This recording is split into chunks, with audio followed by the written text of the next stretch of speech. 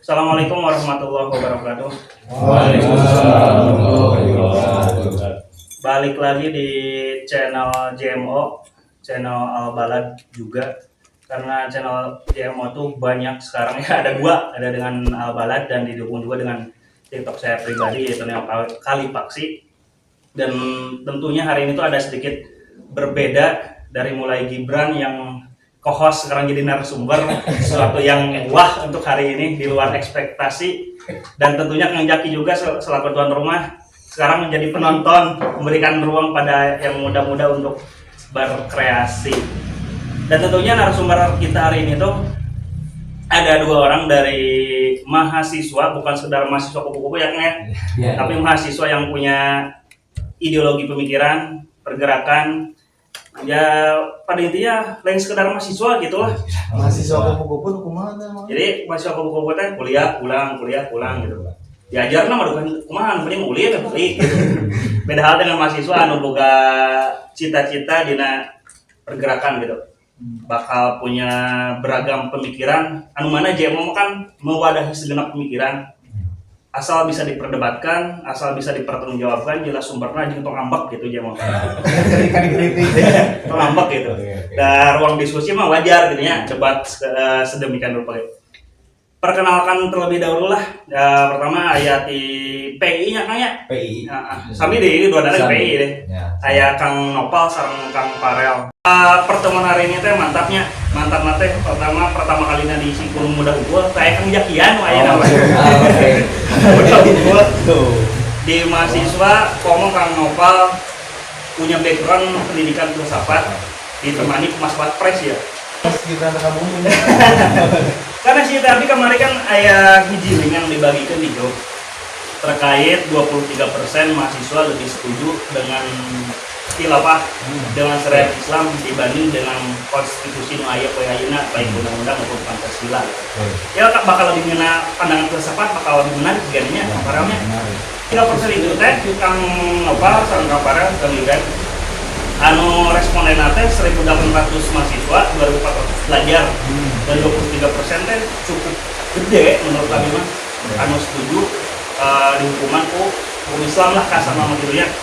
Tah urang buka wae pertemuan urang ayeuna ku pertanyaan kumaha carana ngajaga NKRI lamun anak kampus baik mahasiswa maupun pelajar tingkat SMA lebih percaya surga versi khilafah tibatan pasal pembukaan Undang-Undang 1945. Nah, badai di filsafat heula atau badai di ketum PI, badai di Gibran juga. Mangga Kang Gibran. Kumaha carana ngajaga NKRI namun mahasiswa dan pelajar Lebih setuju terhadap khilafah dibanding pembukaan Undang-Undang NKRI. Kami menurut abdi mah nya jangan jaga NKRI lamun seperti itu ya cukup huruf nu aya dina NKRI K jeung R dihapus jadi NI negara Islam. Namun mahasiswa dan pelajar wae sudah berpikiran seperti itu ya. Nah abdi berpendapat seperti itu karena lamun membahas pembukaan Undang-Undang 1945 itu kan banyak sekali poin yang ada di sana gitu.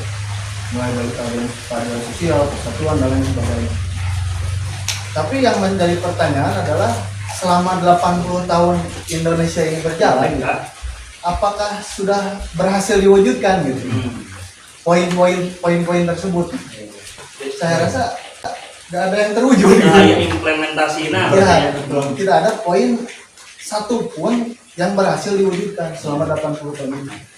Berarti kami disimpulkan lah ya poin hijina belum ada implementasi dari poin undang-undang ya. Karena lebih memilih mata kena mahasiswa itu lebih memilih khilafah gitu. Oke. Nah lanjut. Selanjutnya, Abi menyarankan hapus huruf K jeung R gitunya di NKRI menjadi MI atau negara Islam. Karena kami Abi melihat sejarah Islam gitunya. Poin-poin nu aya dina pembukaan Undang-Undang 1945 itu salah satu contohnya keadilan sosial bagi seluruh rakyatnya. Di negara Islam itu dulu pernah diwujudkan gitu secara benar-benar gitu. Secara nyata buktinya banyak gitu. Di masa kekhalifahan Umar bin Abdul Aziz. Bahkan wilayah kekuasaannya itu ya Indonesia mah kecil kan itu dibandingkan wilayah kekuasaan beliau gitu. Iya, betul. Wilayah kekuasaan beliau itu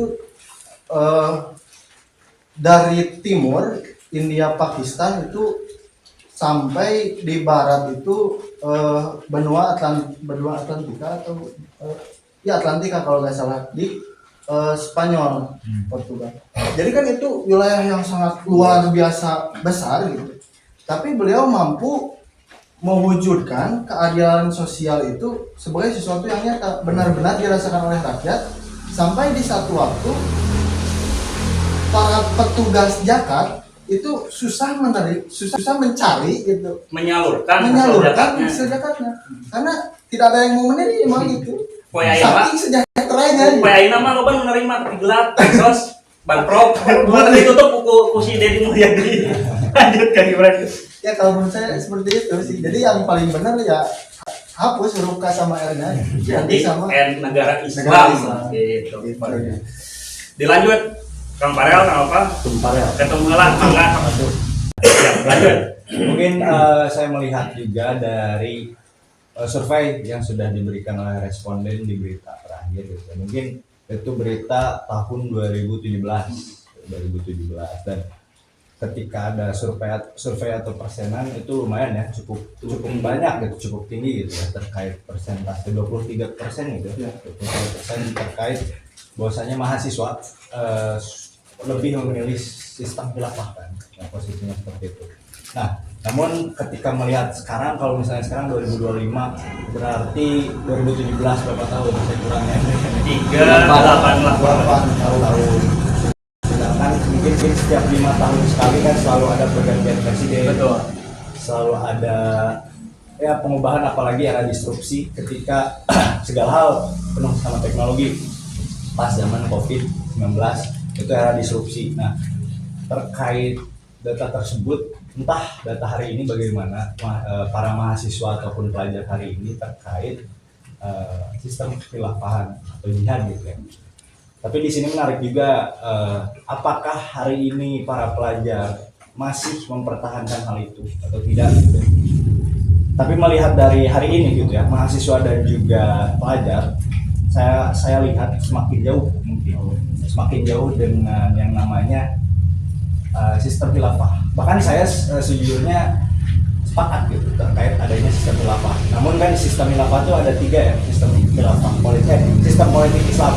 Pertama ada khalifah yang saya pahami gitu, yang saya pelajari. Ada politik kepemimpinan yang mungkin dari DI ya. Terus yang kedua ada khilafah dari HTI ya. Kalau misalnya DI kan negara ya. Kalau misalnya khilafah itu dari ya seluruh gitu, internasional, tidak menafikan yang lebih global kalau yang sekarang populer itu Hizbut Tahrir. Dan juga mungkin menarik juga terkait Iran, yaitu sistem politik Islam, adanya wilayatul faqih gitu ya, adanya pimpinan spiritual, ada presiden dan pimpinan spiritual. Nah, bagaimana menjaga NKRI? Gimana tadi pernah menjaga NKRI supaya lebih ke undang-undang tibatan kena khalifah, kena khilafah. Oke.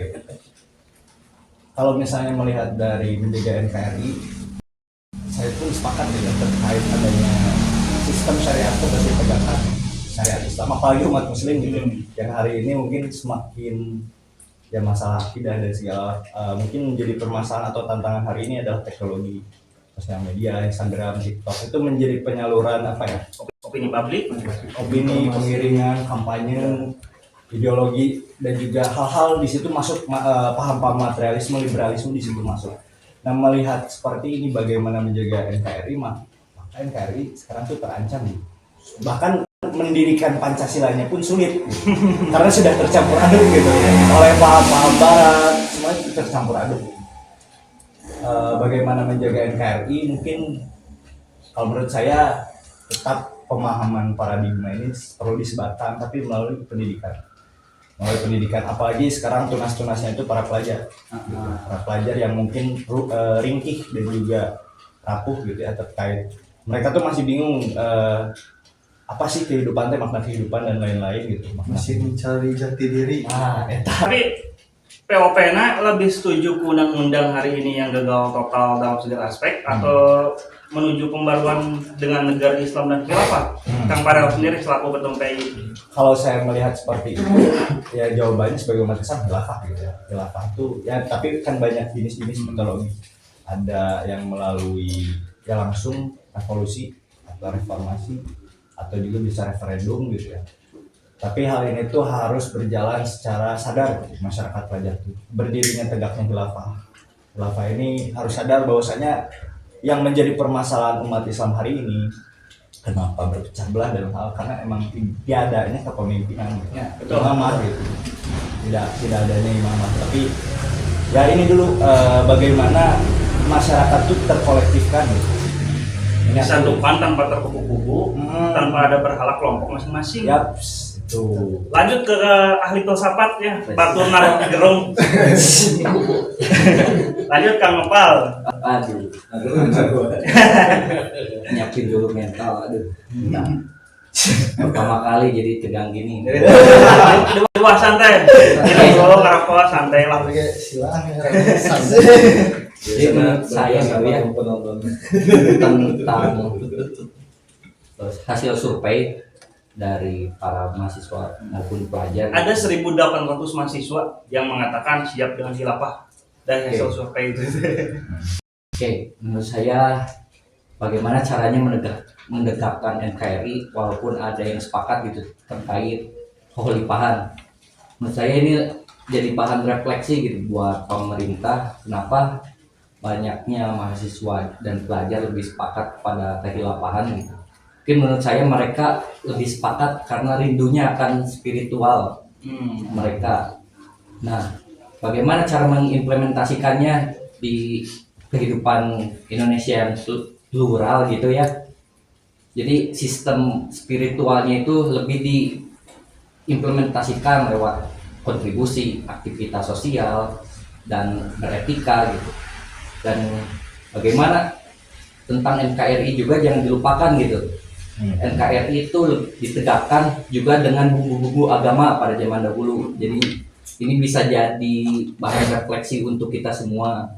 Menurut saya seperti itu. Jadi lebih ke nilai spiritual yang diimplementasikan dalam kehidupan sosial lah mungkinnya. Bukan hanya ritual gitu. Iya, betul. Kalau saya tuh nyebutnya spiritual. Karena hari ini kan agama kemana, hidup kemana gitu kan. Tapi emang saya pun sepakat gitu ya terkait ya mungkin yang masih mendekatkan kehilafahan hari ini mungkin Iran itu gitu ya.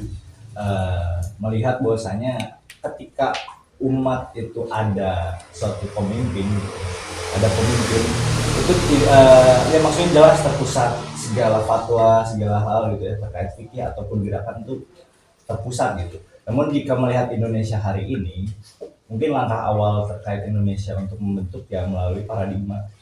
Bagaimana ajaran-ajaran Islam ini bukan menuntut atau memaksa, tapi sadar. Karena mungkin yang saya pelajari selama saya memahami apa itu Islam, semuanya rasional dan logis gitu, dapat dipahami gitu. Nampak gedruk teh Kang Farel poe ayeuna dia mau kan mau tema besar Islam dan negara. Oke. Nah di lapangan bentrok jeung ajengan-ajengan anu nyelup cai ku curug gitu. Ya. Itu menjadi perubahan paradigma hese gitu. Orang mawa agama anu dilakukan ku Nabi 1710 Mekah Madinah, sementara maranehna nyelup cai ku curug duka ajaran mana gitu. Nah eta Muhammad teh. Jadi musuh terbesar umat Islam poe ayeuna mah lain kafir, harbi kafir jimi, tapi muslim harbi dan kafir. Jeruk cai kucuruk. Cai berkah. Oh. Kan loba celup doa 100.000 gitu. Eta sambat pola pikir berkembang teh mata kan di Badilog Hutan Malaka Ya, ya. tentang Ya. klinik-klinik seperti itu. Mistika.